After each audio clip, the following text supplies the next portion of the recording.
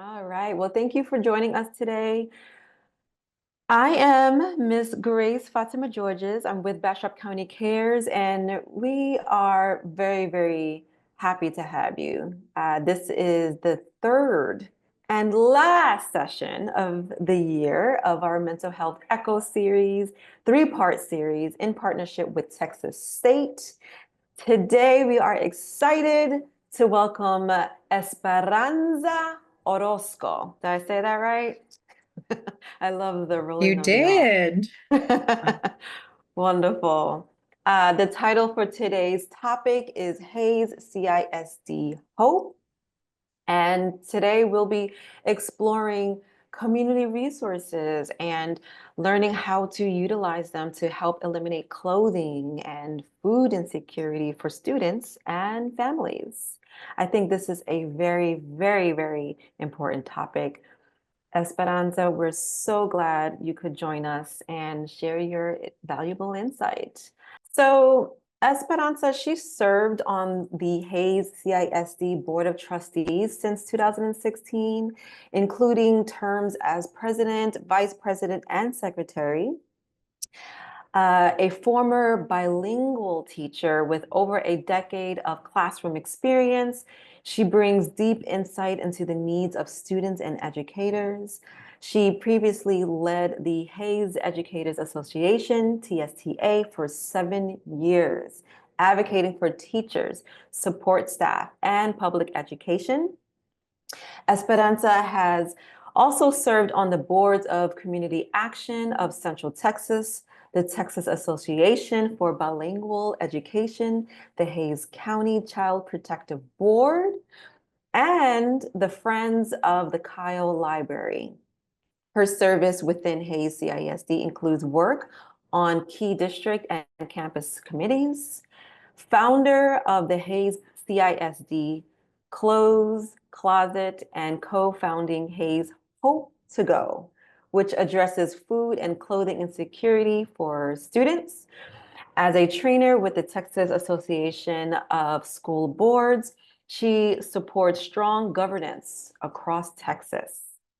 Esperanza has lived in Hays County since 2001 and remains committed to strengthening public schools and serving her community.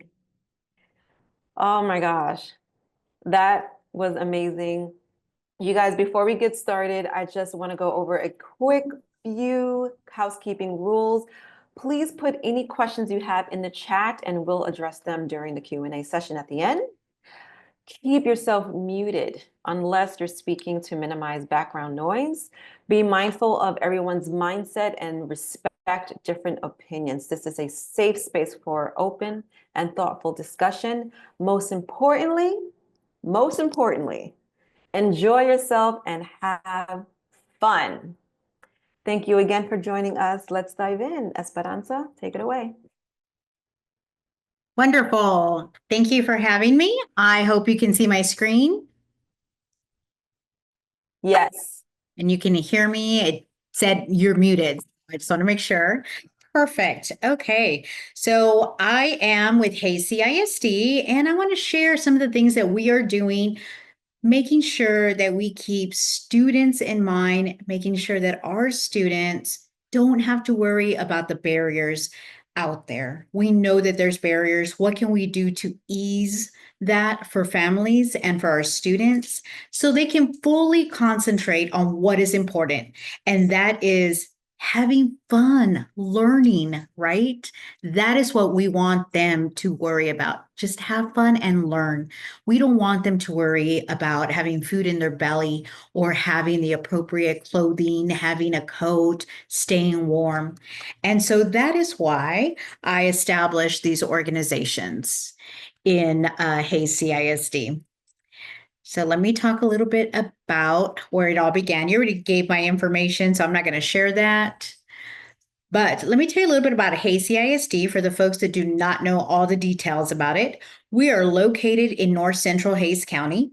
We have 221 square miles, and we are a consolidated district. meaning that we have several cities that are in our district. We have part of San Marcos that's in our district. We have part of Wimberley, Dripping Springs, Niederwald, Creedmoor, all of these small towns, Buda, and of course, Kyle's the largest city of there. We are consolidated to serve all of these students. We have 24,000 plus students in our district. We are a fast growth district. And when I moved here back in 2001, we had maybe 3,000 to 5,000 students. Now we're almost at 25,000. It is amazing to see what kind of growth has happened. We are right on the corridor between Austin and San Antonio, so prime location. We have 6 middle schools, 3 high schools, 1 alternative high school, and 1 disciplinary center. We just passed a bond that was almost $1 billion, and we will be building a 4th comprehensive high school, another elementary school, and renovating our middle schools to accommodate the growth that we have.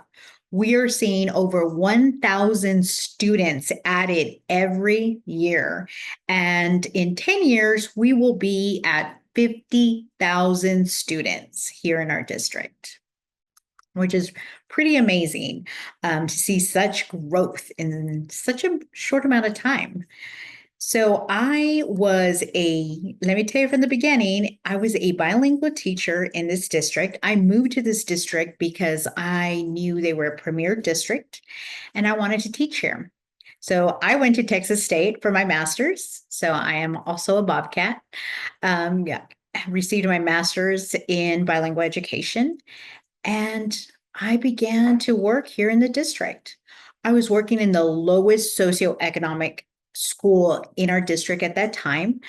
And I was seeing that there was such a need for support and resources. Back then, there wasn't the resources that we see today, that we find today.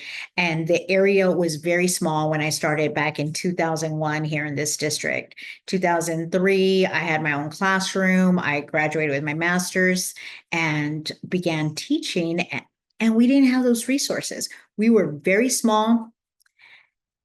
And at that time, I asked, is there something we can do? As a brand new teacher, I wasn't sure what we could do. But, I was told at that time, no, they can go to church, they can do this, whatever. They can find resources elsewhere.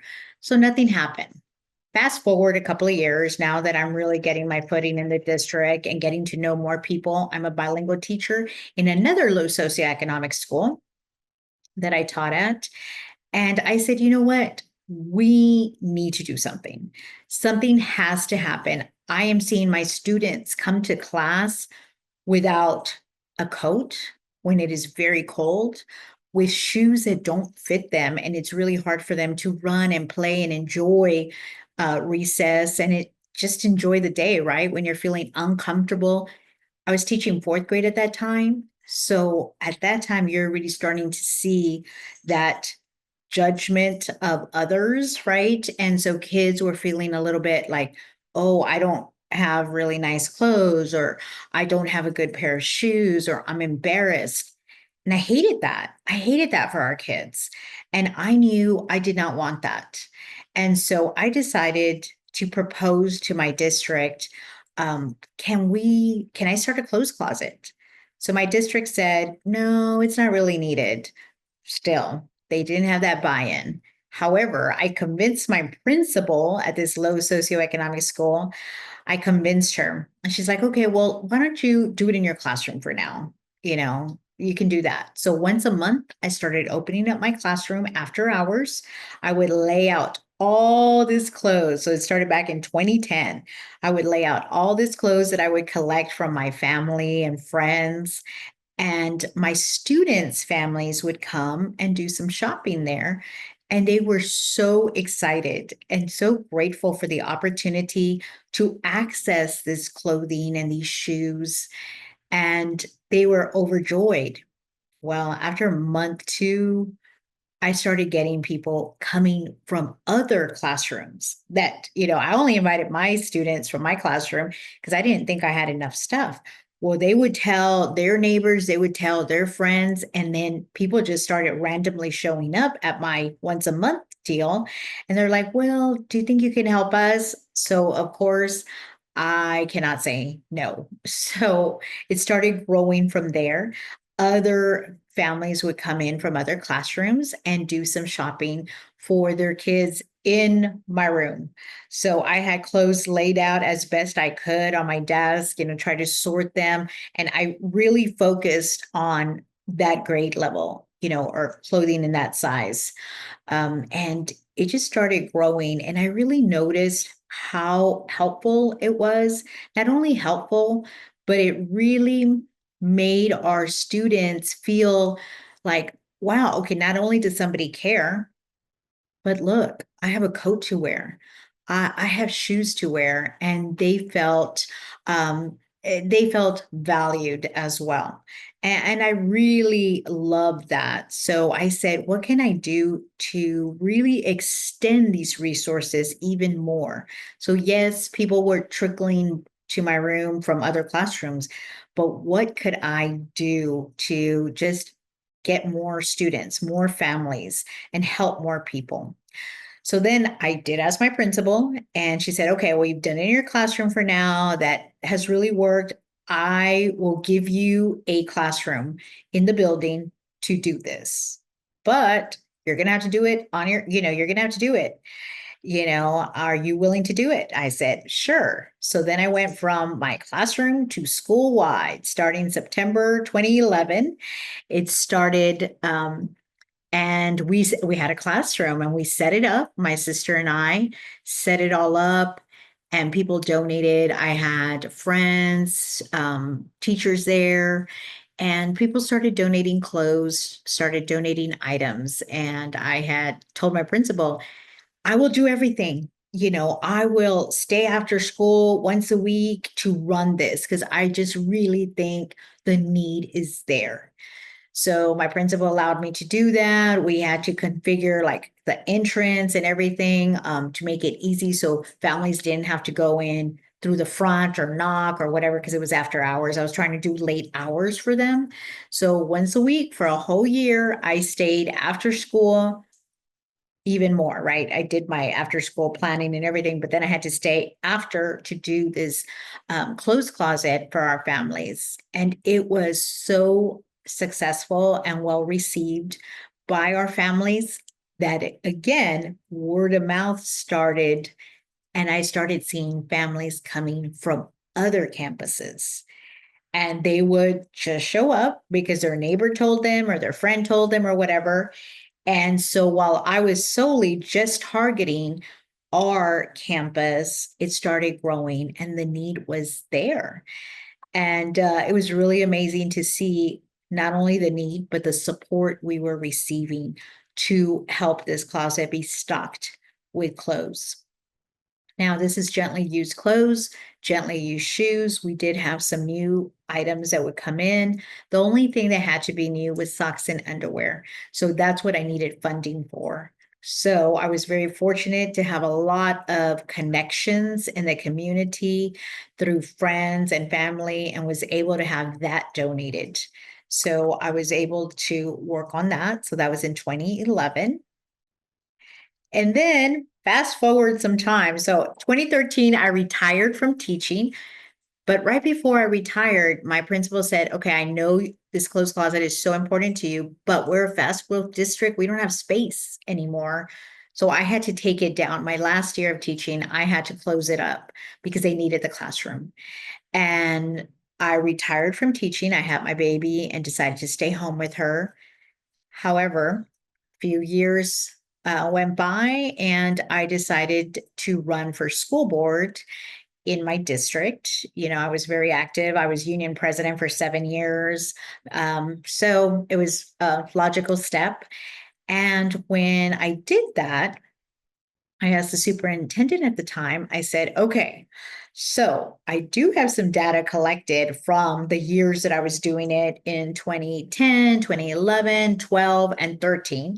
I do have data. Now it's 2016 at the time. And I said, can do you have any space in the district where I can do this? I will run it for free as a volunteer. I will solicit for donations. I will do everything. So at that time, that superintendent said, no, it's not really needed. And I'm like, but look at the data. Look at the people that are commenting, when I talk about it and my vision that I have. And he's like, nah, we don't need it, which was heartbreaking, right? That was in 2016. So fast forward to our new superintendent that joined us in January of 2018, who is amazing. We have the best superintendent in the state of Texas. And I know because I train school boards and superintendents everywhere. I pitched my idea. I'm like, okay, all he can say is no. And I've been hearing no so much. So, but I'm still going to do it. So I pitched my idea and I said, look, I will do all the things. And he said, okay, yeah, that's great. It's a no-brainer. And I'm like, what? You're actually saying yes? It was amazing to hear yes. And he's like, absolutely. You're a volunteer. You're running the whole thing. We don't need to fund it. I have a space for you. So that was the first win was, yes, you can have this portable. I had a portable that had 2 classrooms, and our chief communication officer said, hey, by the way, I just posted this morning that the closed closet is opening next month. And I said, what? Oh my goodness. So it made it so real. So while I was going to slow roll it to kind of make it really pretty and collect stuff, and I didn't have any money to fund this, he put it on blast and we just started receiving an overwhelming amount of support with donations, support with monetary donations as well. And it was amazing to see this seed that I had just grow and blossom into something that could really help benefit students all over our district, not just one campus, not just one classroom, but really take it to the next level where it would benefit so many of our families. So 2018, we went live and it was amazing. I had so many things donated, like these racks that were donated with recycled, reuse, reduce material. I wanted to make sure to have all those 3 R's in our project because we didn't have any funding. We received monetary donations to buy the socks and underwear that had to be new. But other than that, we had no money. So I had our maintenance folks actually built these beautiful racks and shelves for us. And it was wonderful to see that. And I still didn't know what the response would be. I knew there was a need, but I wasn't sure about the response that was going to happen. Well, it was amazing. The first door we opened our doors in August or in September. We had so many students from across the district come and utilize our resources and our services there. So this would not happen without our community support. And so we have one room where we were sorting and going through donations, and another room where we had everything stocked. And please, if you have any questions, feel free to stop me because I can talk forever. So please feel free to stop and ask any questions. And I'll also check in the chat to see if there's any questions. So fast forward another year, we moved from the portable to this beautiful building. My superintendent was so generous, and we had a building that used to be a clinic through a grant. It was built and the grant ran out, and the partnership we had with a medical agency, it went away. They said, we don't need to do this anymore because now as Kyle grew and as our district grew, we had so many agencies coming, so many ERs, so many clinics and everything. So we didn't need a clinic anymore. So this building actually sat empty for 2 years. And I didn't even think about this when I got the portable. We always thought about how are we going to use this building. It's a beautiful building. Maybe we can use it for some CTE course, some career and technology classes or some other classes, but it never got used. So my superintendent said, okay, you have a lot of support. You have a lot of students that you are serving. I have this building. And, I have some people that want that portable, right? To keep our little Head Start program together. I kind of need that portable. Would you be willing to move to this building? I said, absolutely. Absolutely. I would love to utilize this building. So in one day, we moved everything out of our portables. And again, we put a call out for volunteers in our community, and people came. They came with dollies, they came with bins, they came with everything to help support us in establishing this beautiful clothes closet that more people would have access to, and that I was staffing. So it was just me staffing it alone. And the first year, I actually staffed it 4 days a week. I was staffing it for about it was like 3 to 4 hours a day. And I would bring my baby with me, and we would be there, and people could come and do shopping, and it was amazing. So then we moved to this beautiful space, and I knew my vision was to add food support. I wanted to make sure to remove the food insecurity for our families as well. And I knew not everybody could get to the distribution areas that the county was providing for food resources. And this was right in the heart of our most neediest populations. So I said, okay, I'm going to add the food program. And I found a wonderful partner to add this with. He was a pastor in our community, and he had the same vision and said, yeah, let's partner. We'll work together and get it done. So we added our Hays Hope to Go program. And that provides food resources for our families here in Hays CISD. All of this, you do not need any proof of income. You don't need a driver's license. You don't need anything. The only thing you need to qualify for any of these resources is that you have to have a student in our district. So we do have an application process where you apply. Before it used to be on paper, and then we moved it. It is electronic. It's in English and Spanish, and they just have their student name, their ID, and the sizes, because there are options for our families as well. We know that some people do not have the luxury to do shopping for their kiddo. So we do have the option of picking up. We'll do the shopping and they can pick up the clothing. Well, everything changed with the pandemic, right? So we had just launched our Hays Hope to Go program to deal with food insecurity, and we were doing distributions, huge food distributions for those break times, for Thanksgiving break, for Christmas break, for spring break. We wanted to make sure that our families had enough food since the kids were going to be home. We had just started that. We had just added right before when the pandemic hit, we had just added delivering 100 weekend bags to one of our lowest socioeconomic schools. The pandemic hit, changed our world, right? And then my partner and I actually started delivering food during the pandemic.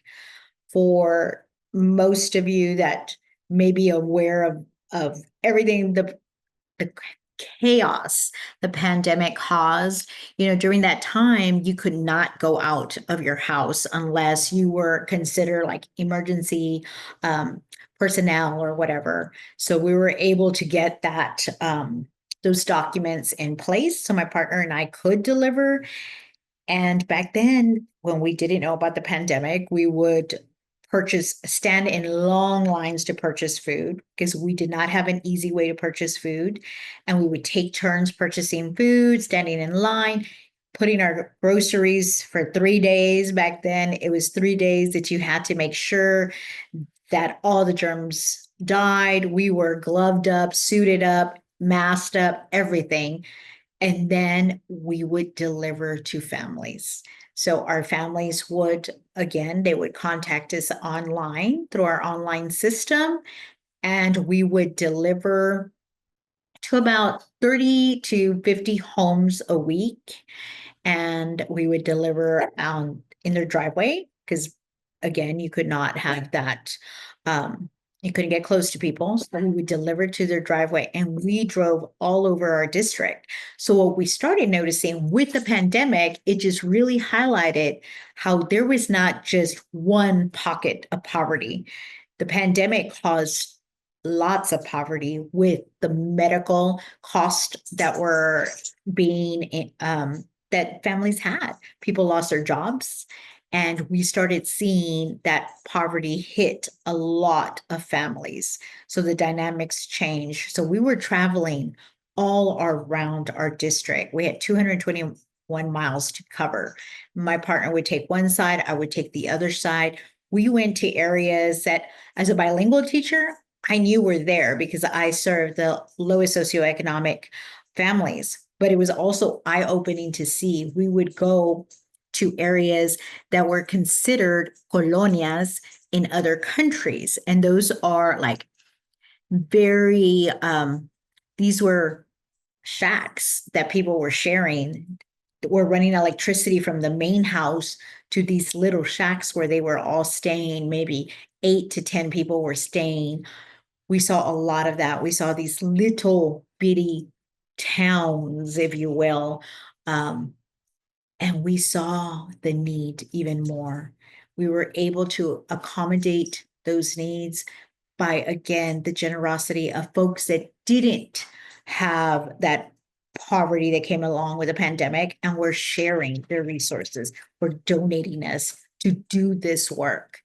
And it was a little bit intimidating and scary, making sure, intimidating in the sense of we had so many people applying and we wanted to make sure to take care of all of their needs. We didn't want to turn anybody away, right? So the only criteria we had was, again, that they were they had a student in our district and we would take care of them. So we did this, and it just really changed our life, how we were doing things and the importance of it. So then this is our beautiful building. And once the pandemic kind of passed somewhat, right? We started allowing people back into our building because for a while we did not have anybody do any shopping. You know, if they needed clothes, there was online school for 1 year of the pandemic. So, you know, it was in a high priority. The high priority was our food aspect, right? Our Hays Hope to Go program. That was the main priority, taking care of those resources since food was very limited during that time. I always think back, like, do people remember what we went through, those lines at HEB and the limited amount of food that you could get? We also had an influx of paper goods that were donated to us, which was much needed during the toilet paper crisis during the pandemic. So we had toilet paper, we had paper towel, we had cleaning supplies that were donated to us for us to share and support our families that did not have the means to buy these items. We also were inundated with masks. So during that time, I mean, PPE was so important. It was hard to come by. We also received COVID tests that we were able to distribute through our efforts. Now, this funding for all of this, we had a couple of resources. We had some grants. I was able to write several grants. No Hungry Kid did an amazing job at grants. We had local grants as well to help us with refrigeration and a freezer, commercial washer and dryer. We were trying to make sure everything was clean. And it was so important. We had to keep everybody safe. So we did have access that we had to write several grants, but it was so important to me and to my district. I knew that I had to do that work in order to get the funding I needed. I also had partnerships that we did with different organizations, from Boy Scouts to Girl Scouts to church groups, that did a lot of those food drives for us to benefit us. They did those drives to get the PPE. They did the drives for toilet paper. They did contribute to make sure that we were able to support our families. And even now, after the pandemic, we still have amazing partnerships with so many church groups, so many civic organizations. People are so excited to help and contribute and to know that they make a difference, that when you ask, most people will say yes. We have a lot of families in our community that have experienced hardships, whether it was through the pandemic or before, and they saw how we stepped up to help them, and now they are giving back. And that is what's such a beautiful process of all of this, right? Those partnerships and connections that you make.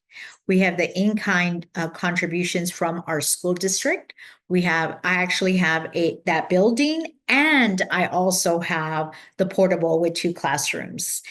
So I have storage space, and I was able to expand even more because food does take a lot of space. So we were able to expand even more. And then we have where you can donate online. So those are the funding sources that we have. Again, our district, as many districts across the state, are facing huge cuts in their budgets and operating with deficit budgets because we are not getting that state funding that we need.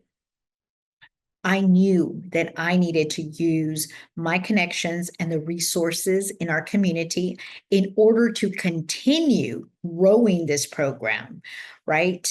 So as far as the online application, it is super easy. We're just doing a Google form, which, doesn't cost us anything. And it's in English and Spanish. So we do have that application process through Google Forms. And, I just customize it. We have a form for the clothes closet for clothes. And if you need food, you indicate there and tell us how many people in your household. We like to do wraparound services. We have an application that is solely for food. In case people don't need clothes, they just need food. They're able to pick up food once a week. We also have an application for specialty events like prom. So we have one of our portables, one of the classrooms is just all prom and suits and dresses and shoes and everything. So we have an application for that. And again, everything is just student ID. It is driven by your student ID. If you are a student, I don't need to know what your financial situation is. I don't need to know any of this. Now, a lot of other organizations out there do require, proof of income, do require a driver's license, and so on. We serve so many families, and we know that some of our families are not documented. However, they do have students in our school districts because that is the right they have in the state of Texas. Status does not matter for now. That is what we are doing, right? I mean, for now, that hasn't changed. So we are still educating any student that comes to us, regardless of immigration status. So we do not ask for any of that information. Since I am the only staff person there, I am bilingual. So I'm able to serve both our Spanish-speaking community and English. We actually have families that speak 38 languages in our district. So we've had to be creative in meeting the needs of families that speak a very distinct dialect. We have a lot of people that are coming that have very specific dialects that we don't have translators for. So we do have to use free ways to translate. And, sometimes I can tap into the resources of the district as well. If it is a specialty language that I just cannot get any assistance with, since we do serve them on their campus, I try to involve the counselor to get assistance with that on how they're addressing the needs at the campus for that family with that specific language. So it has been so amazing to see our community really support us. Since 2018, they have supported all of these ideas that have come out and have helped us create this place that does provide also personal hygiene items for our families, paper goods for our families. We also have diapers and wipes and other items to help support our families. Now, before the pandemic, what I started implementing was if you came to the clothes closet to do shopping for your student, then you had to donate volunteer hours back. It was really important for me to make sure that our families contributed and were part of the solution, right? There is a thing called toxic giving, and I wanted to make sure that we were not perpetuating toxic giving, but instead empowering our families to feel like they're part of the solution and that they are giving back. So they would have to donate so many volunteer hours if they are doing shopping at our clothes closet. Now, after the pandemic or during the pandemic and 2 years after, we stopped doing that just because it was still really iffy. But now we're going to start implementing it again this coming year, where they will contribute back to the clothes closet or our food program. And again, making sure that everybody feels that sense of dignity and they are not asking for a handout. We want to make sure that our family knows that this is a way to remove barriers and that we can all work together to help that next person. So that's a really important piece of our work here. And as far as staffing, like I said, I am the person who runs it. So we have asked for adult volunteers. So we have a volunteer system in place where adult volunteers can come out. Now, the thing with having volunteers is that somebody has to supervise them. And I am the supervisor of all things. And I actually have that full-time job and I sit on a lot of nonprofits. So it is based on my availability. So I try to allow for that opportunity once a week is what I can manage because I do travel all over the state of Texas as well. So I'm trying to manage all those responsibilities, but we have adult volunteers once a week. We have internal partnerships, which are fantastic. So one of the things, since we have the beauty of being in the school district, we partner with our special education program that has our 18 plus students. So these are students that are 18 to 22 that are learning life skills and trying to develop some work skills. We have partnered with them since 2019, and they come in once a week to work in our clothes closet. So again, I have to be there to supervise that. And they will come in for about 2 hours once a week to help to assist in building these food bags, going through donations, and so on. So it really has empowered our students, our 18 to 22 students, to develop some of these skills. And then it's pretty awesome because then some of them get designated as a supervisor of their group.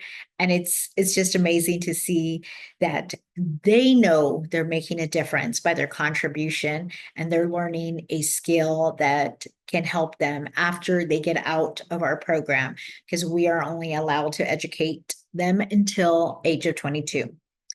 Then what we also did, I love service above self. I'm all about service above self. That is definitely something I live by. So as a school board member, I was able to initiate a policy change in our district where it is mandated now for students to have 40 hours of community service for them to graduate. Now, a lot of students were doing it if they were National Honor Society or athletics or so on, but now it mandates every student does this 40 hours during their high school career to contribute back to our community. So since that was a huge policy change for us, I made sure to provide hours and opportunities for our students to come to our location. They can volunteer anywhere at all. However, I do afford them the opportunity to volunteer with us.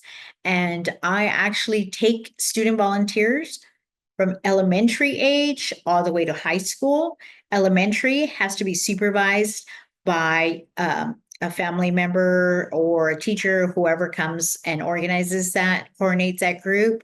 And then we actually have done something else in our district where we have mental health days in our district. After the pandemic, we thought it was really important to implement that. So once a month now, once to twice a month, students have a day off from school. This allows for staff or teachers to do any grading they need to, do any work, lesson planning, whatever. It gives them time without kids, and our kids get to stay home, right? And it's just a mental break for everybody. And it helps with stress. That was really important. So we thought it would be perfect for me to have volunteer hours during those times. So once to twice a month, I have opportunities for our students to come in and volunteer and get their hours. And it's beautiful to see students actually understanding the impact. What does this mean to have, clothing insecurity? What does it mean to have food insecurity? Wow, we're supplying 430 bags of food a week to students all over our district. There's that many students in need. So those are the questions that we have, because before you volunteer there, I give them a tour. I explain what is happening, what it is about. And then once they're doing the work and they see families come in and they talk to families and they see the impact, I have volunteers that have been with me. I have students that are now graduating, have been with me since middle school and their freshman year. They have volunteered at every opportunity, and they know that they can make a difference. And so service above self is very important. So when I go to speak to different campuses and I tell them, you can be 5 years old and come volunteer. You come with a parent, guardian, perfect. I will take it, because my daughter started volunteering. Well, I had no choice, but she was there with me since the beginning. And it's important to know that every student can make a difference. So that's something that I really do promote in our district. Our superintendent really promotes volunteer hours and service above self, starting from elementary. Giving back to your community and being that change maker is so important for our district and our philosophy. So that is the staffing piece of that. Now, through our clothes closet, students will receive clothing 4 times a year. They'll receive 3 tops, 3 bottoms, a coat, a pair of shoes, new socks, new underwear. Now, initially, when we first started, we were doing 5 tops and 5 bottoms, and they could come once a month. So we had to change that since we had such a great need. We could not sustain that. So you really have to feel that out, right? What is something you can sustain in your area, in your district, in your community, and be realistic about it. So I really had to say, okay, we can no longer do this. And before, initially, we were doing the whole family, not just the students, but we were doing mom and dad and grandma and everybody who lived in the house. And then we had to pause on that, especially with the pandemic, and had to prioritize. Okay, we really need to prioritize our students and making sure that their needs are met first. Now, we will still take care of infants in the home or toddlers that are not enrolled. We will still take care of them, but our main priority and focus is on our student age pre-K through 12. We also take care of staff as well. Sometimes we do have staff that might need assistance with food or clothing, and we will take care of those needs. We work in partnership also with our police department, fire department, and church groups as well.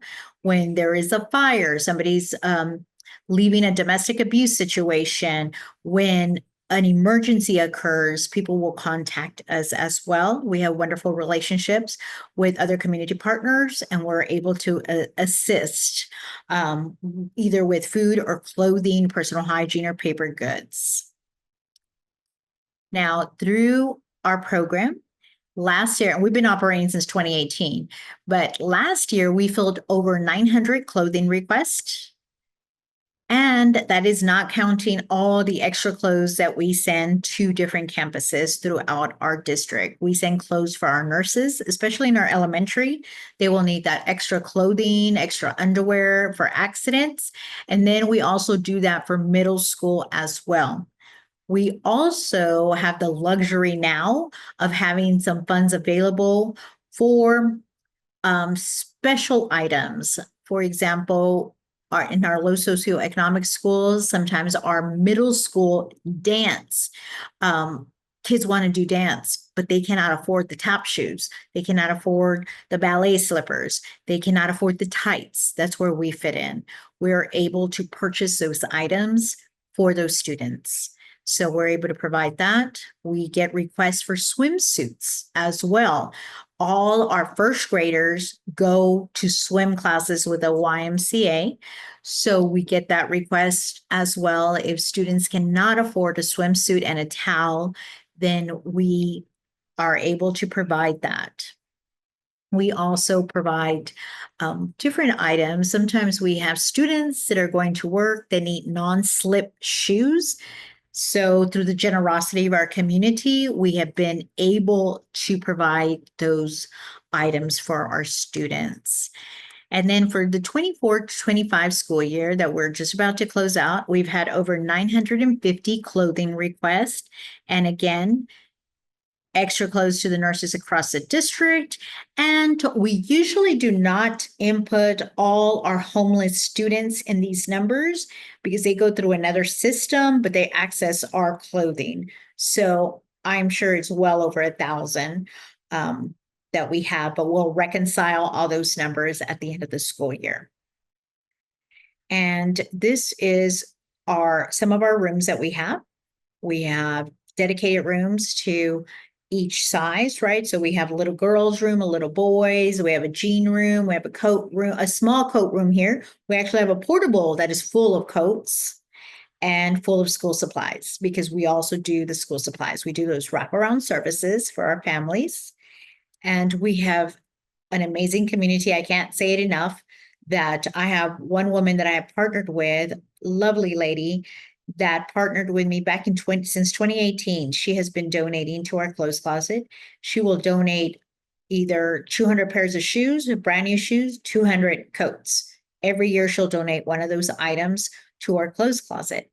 And she is one of the ones who told me, when I was a single mom 30 years ago, I needed help and I was able to get help through a church group. Now I'm financially well off, and now it is my duty to give back. So it's just beautiful to see that generosity and that giving nature of our community. So this year we have donated 500 plus coats across the district. And then not only do I have all these people apply for coats, we actually have campuses that will say, we need some coats on hand. So we'll give them 50 coats to each campus as well to have on hand. Through our Hays Hope to Go program, we did provide, last year, we provided over 375 weekend bags a week to different campuses. And that equated over 65,000 meals that we were able to provide for students last week. We're still reconciling our numbers, but this year we have increased it to 430 bags a week that we are distributing. So we'll do all the math once this is all over and see how many meals that we have provided. So not only do we provide these weekend bags for all our different campuses, we also provide those groceries once a week for any family that might need it. And so here is our setup. We have our weekend bags that are discreetly put into backpacks, into student backpacks, either by the counselor or the teacher, they will make sure to be discreet about it and give this to the student.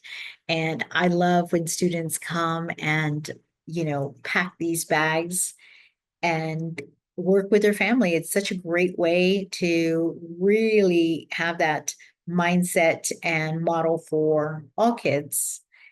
For 23-24, we supplied 300 backpacks with school supplies. And this year, we have supplied over 450 backpacks. Now, this does not include that we are in charge of supplying school supplies for every campus. So we also provide school supplies for each counselor. I give her X amount of school supplies, and so to have on hand and to distribute as needed. Now, different ways that we ask people to help is, and we've had an amazing time with our different campuses. We ask our campuses specifically and different businesses and service organizations to coordinate a clothing drive, especially new socks, new underwear. That has to be new, so we do ask of that. During the colder times, we do ask for people, if they want to help, they can coordinate a coat drive, a hat scarf drive, that's really important as well. And then students can coordinate a food drive. We usually have the student council or National Honor Society coordinate food drives, but we also have this in the neighborhoods, which is wonderful to see. We have Girl Scouts or Boy Scouts or somebody who's doing a service project that will coordinate this in their neighborhood, and they will go pick up the food from the different neighbors that they have, different houses. They'll just put it outside, and we have a list of items that we are requesting, because if not, you will get everything and anything, and that is not good. Lots of times you could get stuff that is expired, so we had to be real specific on what we're looking for. And then how to help, having volunteers. This is the way we make it. We're able to do what we do since 2018 because of our volunteers and them helping not only on site, but in coordinating drives, picking up, delivering food. Before, it was me and my partner that delivered all the food all the time, and my work schedule has just really picked up. He travels for out of country a lot for his nonprofit. So now we have a core group of volunteers that will deliver food to over 221 miles district-wide, where they go to deliver this food. Wow, that is a lot, Esperanza, and that was very, very, very informative, very amazing. And I think I can speak for everybody that we really appreciate you for sharing your expertise and everything that you do.